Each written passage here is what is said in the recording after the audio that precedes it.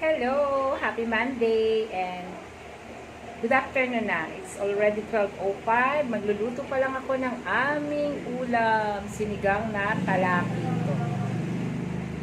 At yan nga ang aking nabiling talakitok na sing presyo na ng karning baboy. 300 plus. Kaya yan, kahit mahal. Ayan na, at ako ay nag-ready na ng aking paglulutuan ng sinigang. So, ganyan po ako magsinigang, yung sabaw ng sinaing, yung isa pang saing na bigas, yun po ang sinasabaw ko sa sinigang. Tapos yung kamatis, buo ko siyang nilalagay, tapos pakukuluan ko yan, meron din yung kasamang sibuyas, pakukuluan ko yan, tapos pagka nakuluan na, saka ko pipiratin yung kamatis. Ayan, pakukuluan ko lang yan. Tapos, pagkulo na, dun ko i-squish yung kamatis. Kaya, mas malasa siya.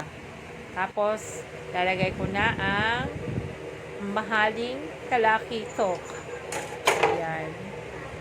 At ilalagay na natin siya para mapakuluan na din. And after that na nakakulo na, lalagyan ko naman ng seasoning na yung pangpaasim, dilaga, para siya ay maasim. Tapos patis, ayan.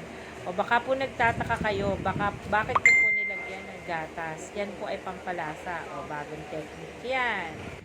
At ayan na din. Yung laman naman ng talakitok is ipiprito ko siya. So ayan, nilagyan ko lang ng asin at saka paminta kasi ganun lang yung gusto nila. Ayaw nila ng may kung ano-ano pang ilalagay. Basta asin, paminta lang, okay na yan. Masarap na yan. At ipiprito.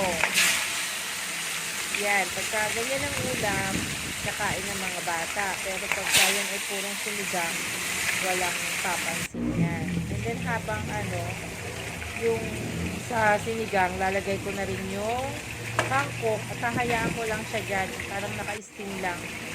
Para maluto lang siya sa init na lang ng sabaw. Tatakpan ko lang yan and then pagka after mga kung saan yung maluluto. Para hindi siya malamog. At yan, yung pito lang ng laman ay hindi napaligtad ko na ay kalutin. Ayan, ganyan sa partner siya, malamig sa bako. So, ito na yung, pinakuluan ko pa rin isang ulo para mas okay. And, ayan. After nyan, papatayin na. Kulo lang yun ang kulo dyan. So, ayan na ang aking sinigang na talakito. Ay, ang sarap.